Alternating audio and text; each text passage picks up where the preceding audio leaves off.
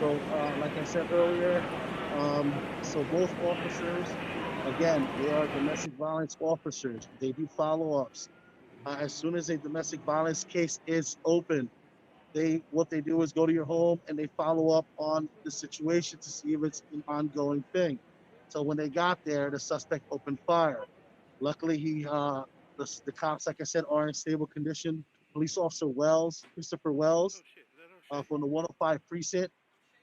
He is stable in Jamaica Hospital. And Officer Joseph Murphy, also from the 105th precinct. He's also stable in Jamaica Hospital. The suspect is deceased at this time, and investigation remains ongoing. It's quite a scene here. Like I said, the parade of officers just coming into the hospital down the highways. As I was getting here, there was just cop cars with lights and sirens, and the traffic was insane. Uh, as you know, police officers are the blood. But no, I'm sorry to tell you, the blood bank was also initiated. That's when an officer is shot. They get a blood bank going to help the medical part of the situation. So the footage you're seeing right now, that is recorded earlier by Martin Callender, that photography guy. He raced over to the hospital, and that's the scene that you see. Uh, very, very um, disheartening situation at this time. Uh, like I said, they're going to be here all night, and anybody. Oh, I'm getting word that okay, so they are going to block this area off. We only got a few more minutes here. We're going to continue this live coverage until we are technically kicked out. Officers are going in and out all throughout the crime scene. We actually got closer here. We were a little farther away, but now we're a little closer. Okay, and again, this is what it looks like. Let me see if I can get you guys a little closer look.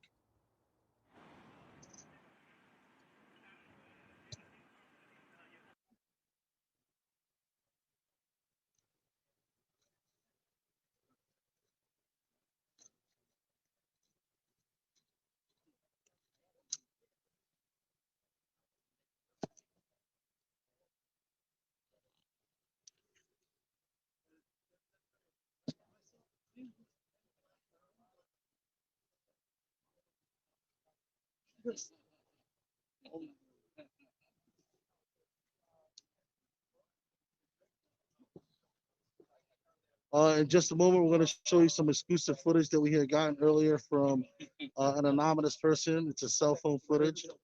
You can see many detectives are still going in and out of this crime scene. We're going to go ahead and roll that extra footage while we stand right here. Go ahead and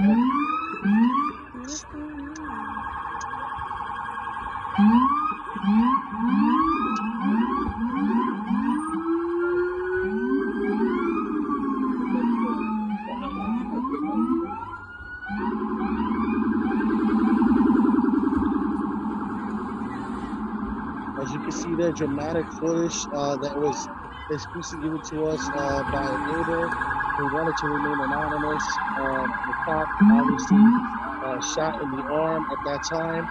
The other one was shot. Stand by.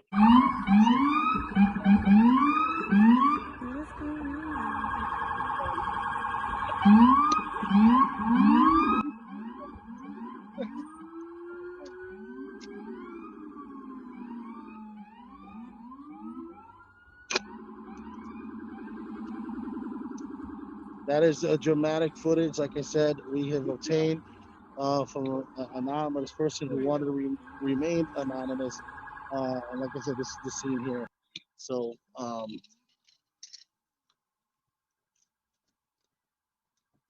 thank you, Javier Quiles, Alexandria Scott. We're in Queens, in the Springfield Gardens part of Queens.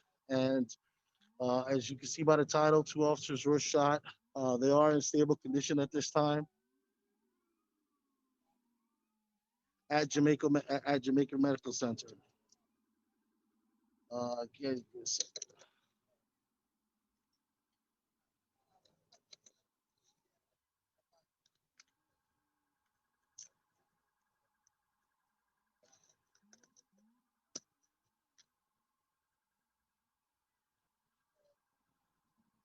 Alexander Scott, the title says it is the Alexander Scott. It is the two NYPD officers were shot. One was shot in the arm and one was shot in the leg. They are stable at Jamaica Medical Center right at this time. They do have a suspect who is deceased. Police officers shot back at the suspect as police officer going into the home to do a wellness check for a domestic violence case. The suspect opened fire on the officers, and the officers returned the fire. So that is the scene, how we have it right now. The suspect is unknown at this time, pending family notification. We do not have a name for the suspect.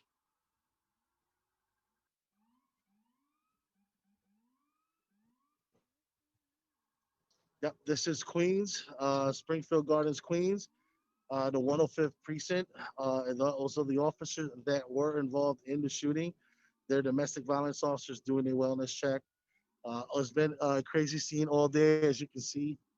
A lot of media, a lot of police officers just going in and out, and it's quite a scene. I think we just got information. The suspect is Rondell Gobley. He is a 41-year-old, and it happened at his house. Again, the officers go and do a wellness check, and he's at home. They open fire. He opens fires on the police officers, and the police officers return fire. As you can see with footage that we had recorded earlier today, while the scene was going on, Martin Calendar, that photography guy, he shot this footage there. As you can see, it was quite a scene at Jamaica Hospital. A lot of police officers, over 100 police officers, over 100 cars. I don't know how they fit in that one section, but they did. And it was quite a scene. The traffic on the Van Wyck and the Grand Central was backed up.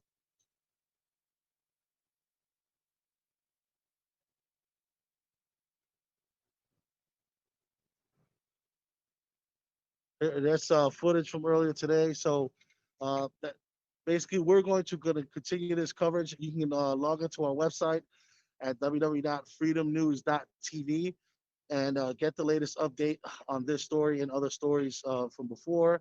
You can also look us up on Twitter and on YouTube. We have a YouTube channel on there, FMTV, Freedom News TV. And also, if you don't have the HAPS app, download the HAPS app. We'll get notifications like this every time I go live on different incidents like this. And again, pre-recorded footage from earlier today. And basically, we're going to take you to the press conference that happened also. That was also shot by our journalist, Martin Calendar. So we're going to go ahead and roll that press conference for you now. This afternoon's events in the 105 precinct serve as a stark reminder to the dangers that New York City police officers are facing on the streets every day. I'm joined here by a number of people, notably Mayor de Blasio to my left, Dr. Eli Kleinman, who's here somewhere, our chief surgeon, First Deputy Commissioner Ben Tucker, Chief of Department Terrence Monahan, Chief of Patrol Juanita Holmes, Pat Lynch, President of the PBA, and Dr. William Nugent of the Jamaica Medical Center. First, before I turn it to the mayor and then I'll go into remarks, as always, I want to thank the doctors, the nurses, and the incredible staff here at Jamaica Medical Center for their incredible work with our two officers. Mr. Mayor? Thank you. Thank you, Commissioner. I want to say that also, Jamaica Hospital Medical Center has really taken care of our officers today and really been great to their families as well. I want to thank them. I want to thank everyone who was here to support our officers. Special thank you to the Borough President-elect of Queens, Donovan Richards. Commissioner and I spent some time with some of the family members, and thank God, the most important thing to say up front is thank God our two officers are in stable condition. Thank God they will pull through. They have serious injuries, but ultimately they're going to be okay. And there was such a feeling of relief among the families to know that. But let's talk about what happened here today. Here you have officers who do the Lord's work. They protect survivors of domestic violence. They go into some of the most volatile, difficult situations that you could possibly imagine, some of the most difficult work that any police officers do. They do it to protect innocent people who have been victims of abuse.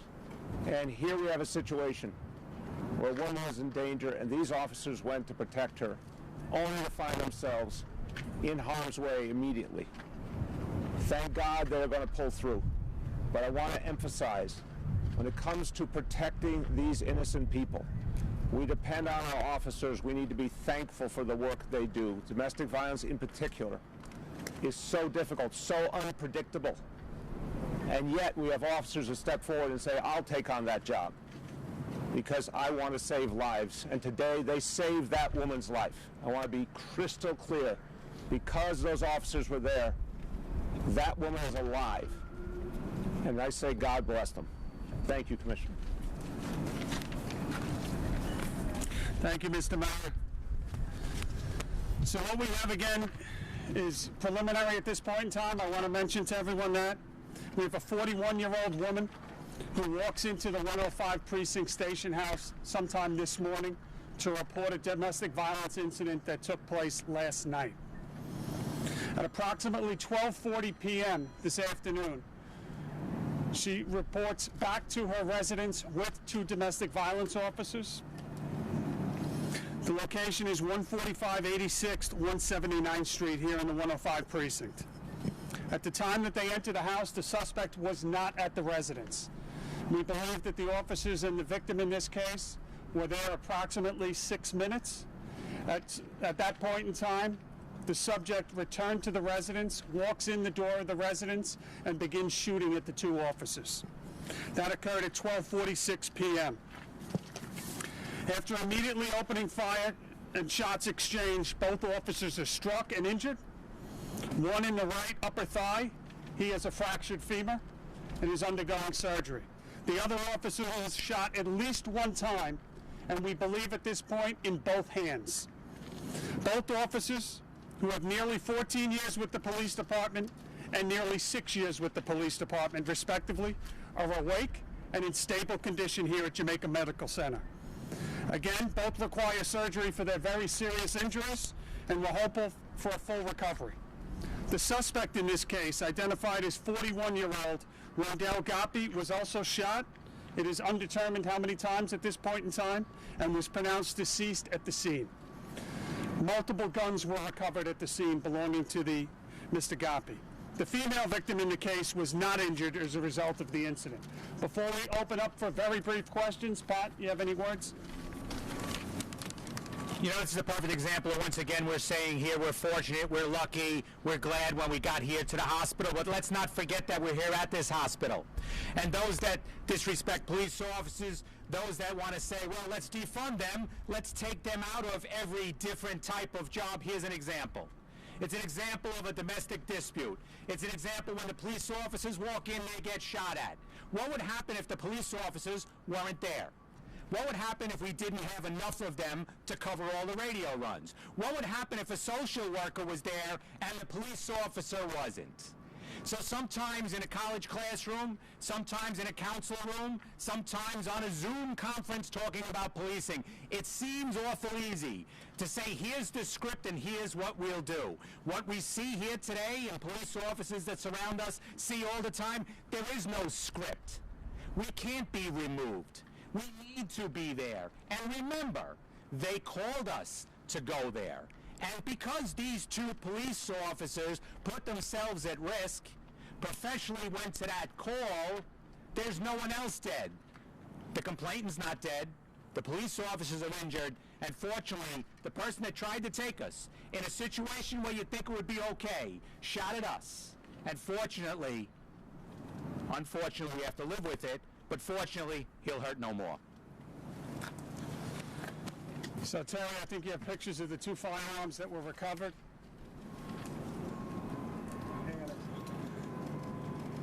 And with that, we'll take questions. What can you tell us about this person's status to carry a firearm, and what can you tell us about his job and criminal history? Yep, he, to our knowledge at this point in time, and again, this is very preliminary, based on the information we believe him to be who he is, no criminal history, and a licensed firearm handler, and currently working as a peace officer. For CUNY? Correct. Does Anyone? not have an arrest record there? Not to our knowledge, but it is preliminary. Rocco? 4 previous calls to that house for domestic violence incidents. What came of those, and how was he able to keep his guns? Yeah, my understanding here, Rocco, is that you're correct. There were prior calls to that house. That'll be part of the investigation going forward, why he was still in possession of those guns and what happened to those prior cases. Commissioner, was he called prior domestic? I don't think I gave a number. If I did, I know that there were prior domestic calls. How many will have to be part of the investigation. Commissioner, was he known to have any sort of mental health problems beyond the obvious? That's all part of the investigation. That has come up, but it's extremely preliminary, and we'll have to vet that out. Is there any indication he was waiting outside the house for police to enter until he came in? That I do not have. What we know is the officers arrived there at about 12:40 with the victim of the domestic violence. They enter the residence, and after about 6 minutes, he comes into the residence and starts shooting. Whether he was laying in wait or just happened to arrive at that time will be part of the investigation. So there was no conversation, he didn't sing. Almost instantly, he walks in the front door and starts shooting at our 2 officers. How many weapons did he have on his person? We recovered 2 weapons at the scene. This will be the last one. We recovered a 3rd weapon that he owns, not at the scene. Thank you all, and happy Thanksgiving.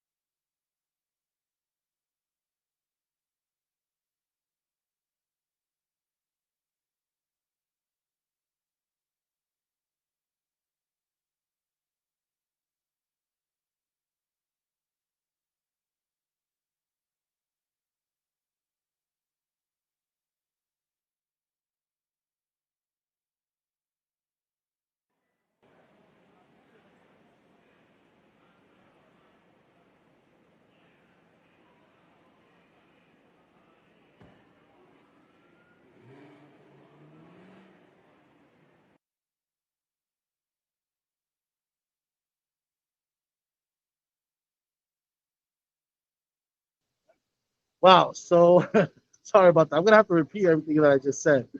So there you have it, folks. That press conference was done earlier today at Jamaica Medical Center, filmed by Martin Callender, that photography guy, one of our affiliate for FNTV, and quite a scene over there. And Pat Lynch, the president of the Police Officers Union, is emphasizing that police were called there. They were told to come there to help out in a domestic violence situation. Also, Mayor de Blasio, he says the same thing. Police were called there. People sought help from the police department to go out, and the rhetoric that has been going around about defunding the police department and stuff like that. So, it's a very a tragic situation.